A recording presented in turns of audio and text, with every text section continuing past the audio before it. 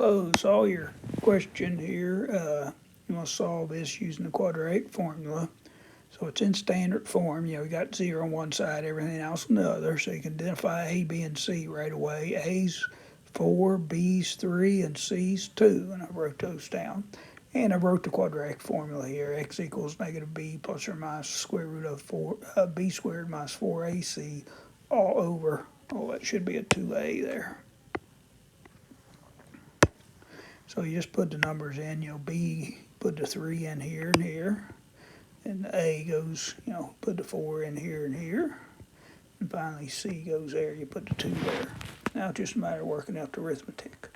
So I recopied negative 3 plus or minus 3 squared is 9, 4 times 4 is 16, times 2 is 32, so it's minus 32, all over 2 times 4 is 8. You subtract these, you get a negative 23. We have this rule here from earlier, square root of negative b equals I square root of b. So this would equal I square root of 23. So the final answer is negative 3 plus or minus I square root of 23 all over 8. Hope that helps.